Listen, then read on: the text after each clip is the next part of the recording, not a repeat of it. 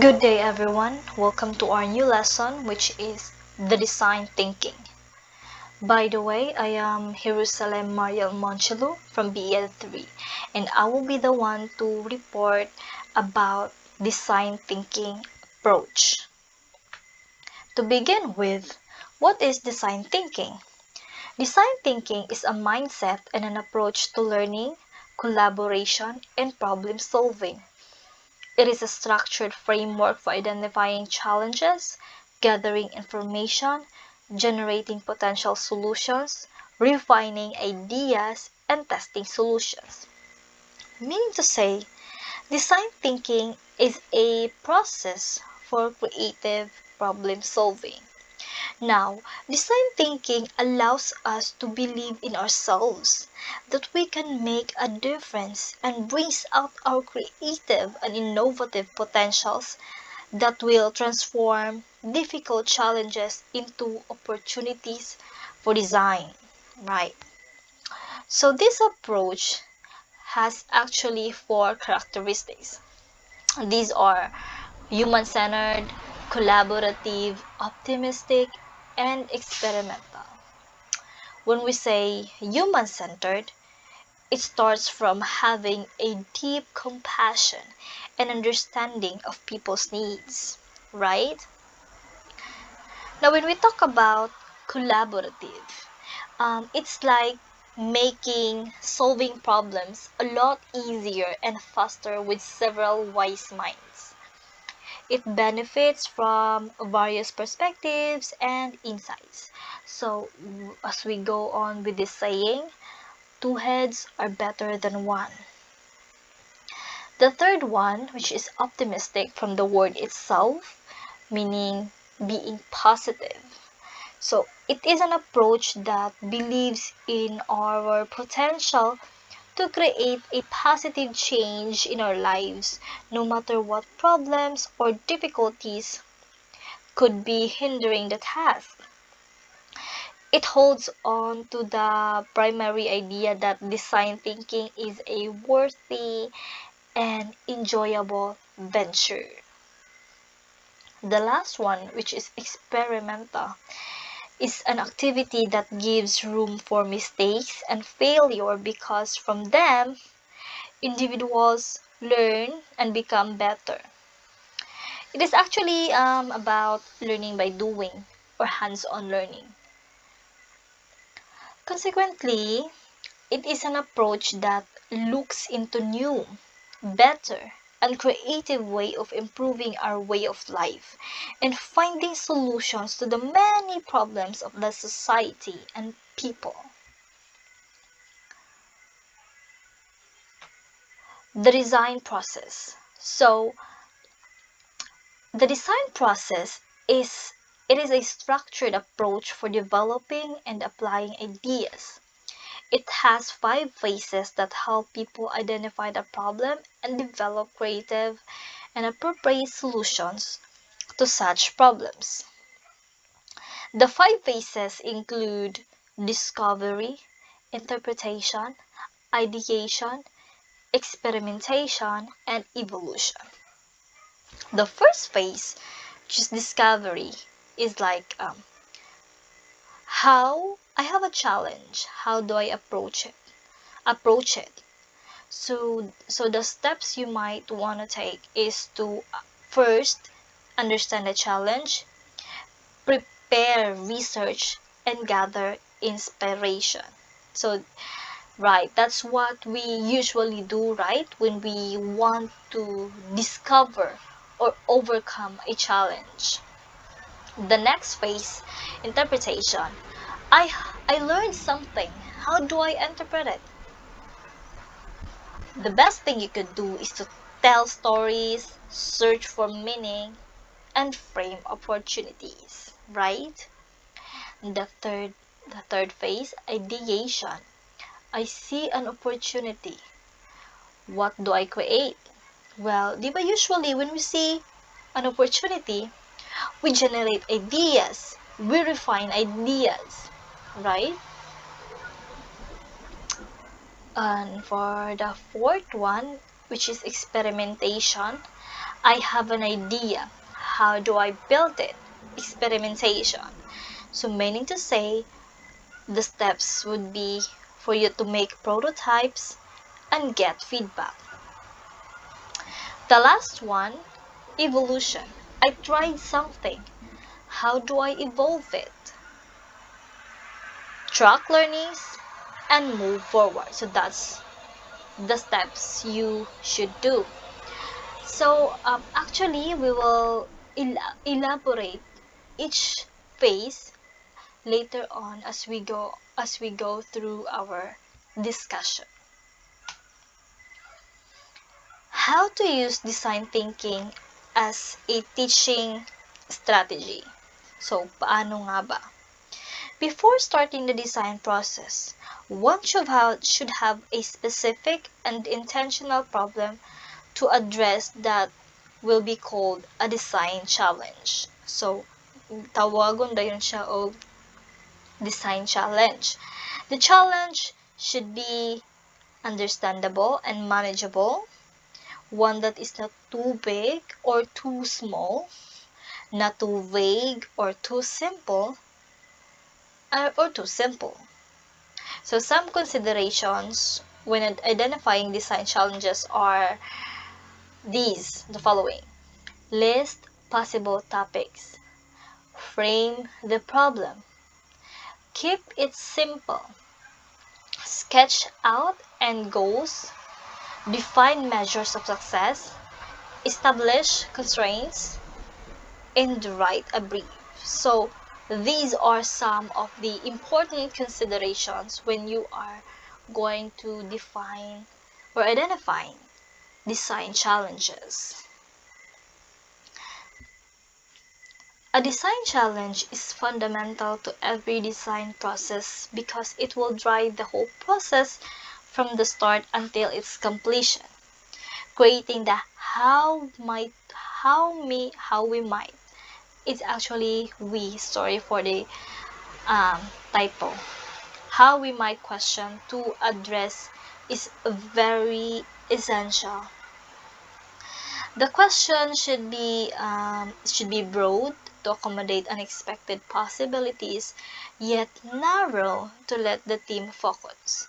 So I have here some examples of challenges that might inspire you and the team. First, we have how might we engage the students more deeply in reading? Second question, how might we create a curriculum that teaches the students about the brain and about who they are as learners? The next question, how might we design our classroom space to be student-centered? How might we create a space for teacher collaboration? How might we build school-family partnership? How might we support a well-rested curriculum?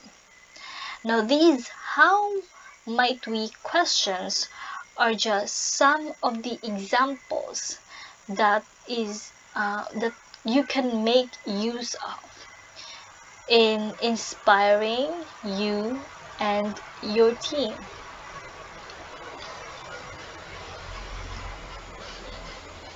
After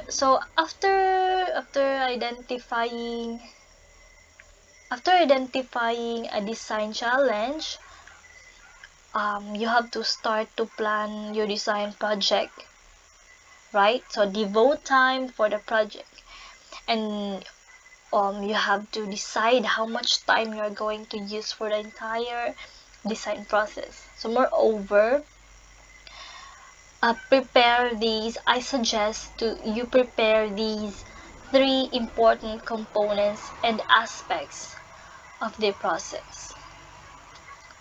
First, we have team. Select those people whom you trust and can help you fulfill the goals of your project.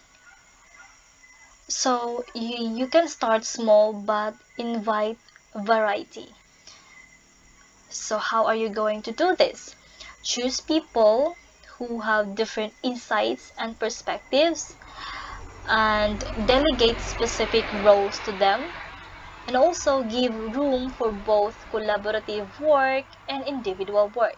So sometimes team members prefer to work alone so they can deliver the best results.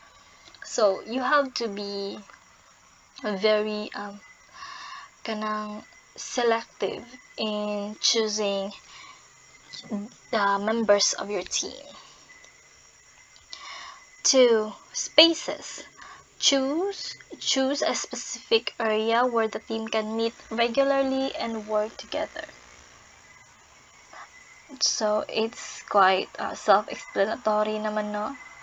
Then the third, materials. Prepare all the necessary materials and accessories for the project.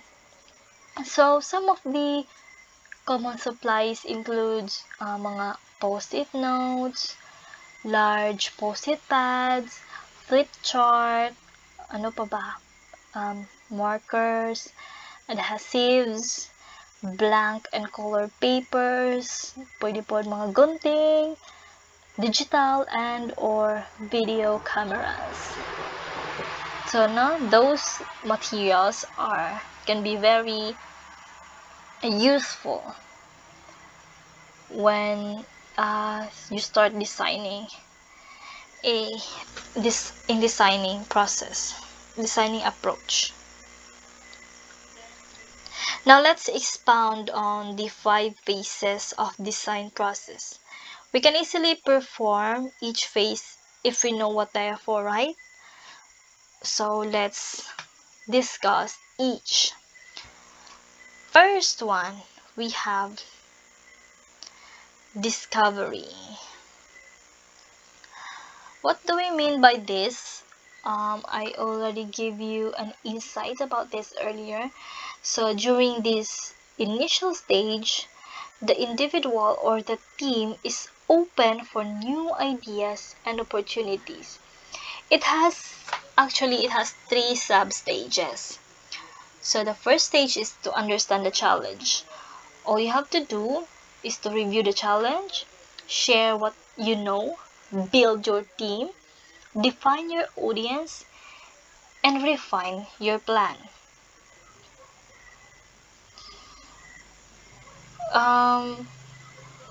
In reviewing the challenge, you have to collect thoughts, review challenges, reframe challenges, and create a visible reminder, right? So in sharing what you know, you can define what you don't know and build on your knowledge and fill in the gaps. So this could help to identify what are the gaps to fill that needs to get filled. In building your team, make sure that you share who you are. You define your individual and team goals, agree on rules, and give feedback. It is very important that you are open to yourself if you want to build a strong team, right? Define your audience. Now, you have to list immediate context, think more broadly, and build an overview and create a visible reminder. That's the best thing you could do in order to define your audience. Refine your plan. What does it mean? Well, sketch a calendar, form agreements, and create a visual reminder. The second stage is prepare research. So, you have to identify sources and information. What does it mean? So imagine interesting people to meet, think of extremes, and make a list of activities you want to do. Select research participants.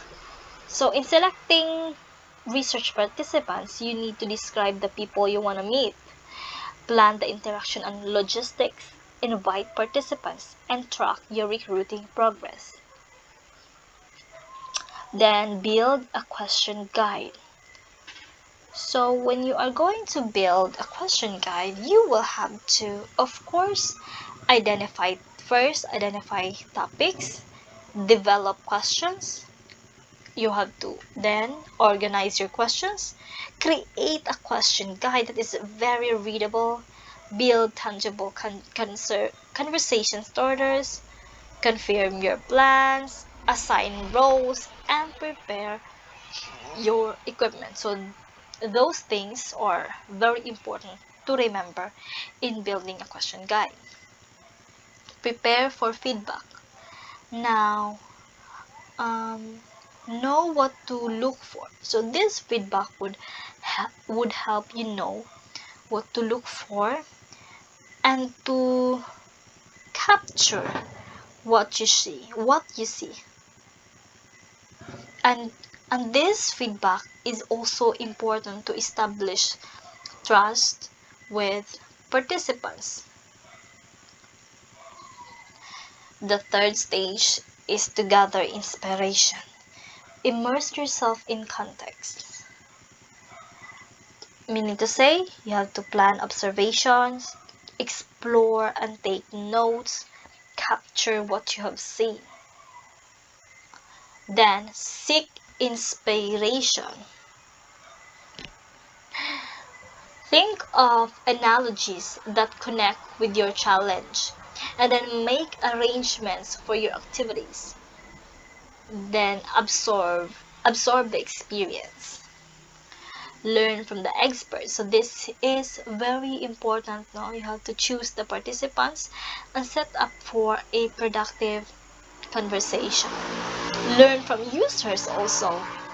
Learn from individuals, learn from people's self-documentation, learn from groups, learn from peers, observing peers. No, we do not close our ears to we do not close our ears or open our ears to only selected people. No, we have to listen to everybody. So the second phase, which is interpretation. So during this stage, ideas are transformed into meaningful insights. The team finds meaning into every idea and make them actionable. It involves filtering and sorting of ideas until a clear direction for design is envisioned. So the things you have to do is to tell stories.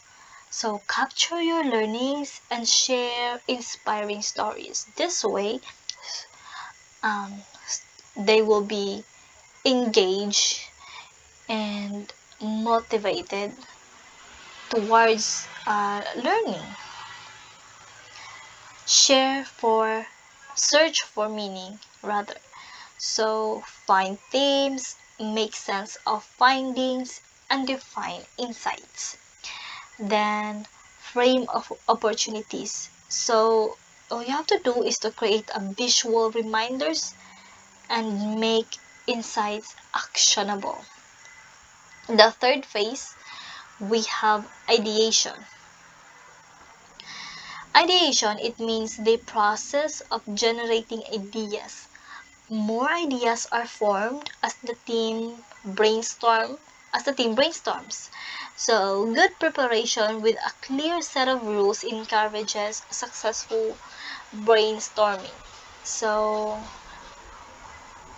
in ideation, you have to generate ideas and refine ideas. In generating ideas, it is very important for you to prepare for brainstorming, facilitate brainstorming, select promising ideas, and sketch to think. And in refining ideas, do a reality check or describe your idea. So that's just how you generate and refine ideas. The last stage is experimentation. So it is at this stage of making ideas come to life by creating prototypes. Hindi pa pala siya yung last stage. Sorry, second to the last yun siya. So, the ideas, become tangible. So they are shared with other people. Suggestions from others are also encouraged to improve and refine the prototype. So make prototypes and get feedback. So in making prototypes, choose the form that best represents your idea. It could be a storyboard, diagram, story, advertisement, mock-up, model, role-play, and etc. You might not be able to get it right at first, but the best prototype is actually the one that gets better over time, right? So all you have to do is just to choose the form that best represents your ideas. That is the most important. And to get feedback, you have to identify sources of feedback, select feedback participants, build a question guide, facilitate feedback conversations, capture feedback learnings, integrate feedback, and identify what's needed. Now, let's move on to finally the last one, which is evolution. In evolution, ideas evolve and improve over time. This stage allows envisioning the future and planning for the next steps and communicating with people who can help in the fulfillment of the project. Track learnings, meaning you have to define success. In defining the success, you will consider the people involved and trace indicators of success, and as well as documenting the progress involves identifying the signs of change, share stories, discuss effects, and celebrate achievements. Move forward.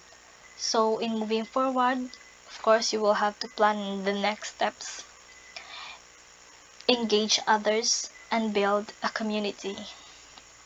So that's all for the 5 phases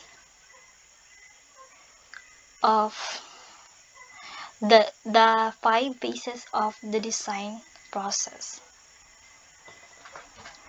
So now I'm going to show you a sample lesson plan. So the topic is so this sample lesson plan uses the 5E model. So the topic is energy transformation in simple machines. Grade level is grade 6. The learning competencies. Here are the following. The learners should be able to manipulate simple machines, to describe their characteristics and their uses, and demonstrate the practical and safe uses of simple machines. Now in engage part, introduce the simple challenge to your students. Example for the challenge. How can I separate this piece of paper into 2 pieces with straight edges? So the KWL chart, complete key and W.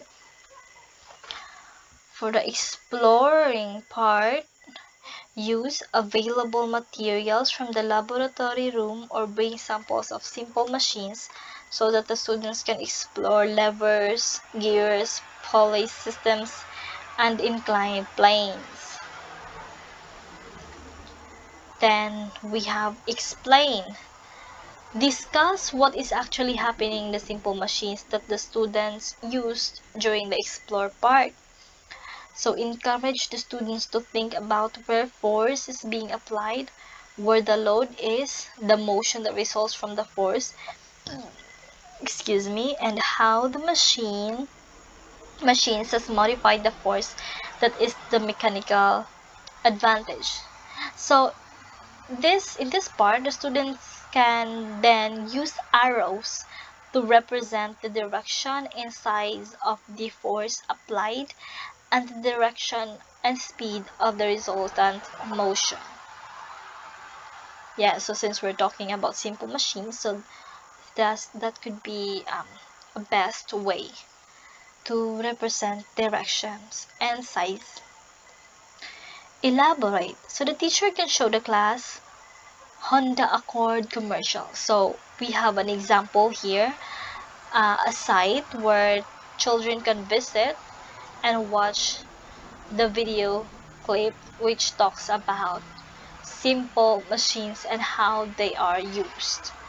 Part 2, design challenge or designing a cart. So the students here can design carts for a particular purpose, such as for moving quickly down a slope or traveling as far as possible in a straight line across the floor. So this can be an individual or group activity depending on the class composition and their needs. So um, in doing this, we actually have to consider the environment, the students, and if it is attainable, right? So we do not just provide everything that we think is better. We have to put a lot of considerations. Other students can be asked also to make a drawing of the design first. So the task can be focused on how well the vehicle rolls down a ramp or along the ground. The last part is evaluate. So in this part, give each of the student or group time to present their output in the class. Use a rubric to assess their output. So I think that's all for the 5E lesson plan. Thank you for listening. I hope you have learned something. Bye.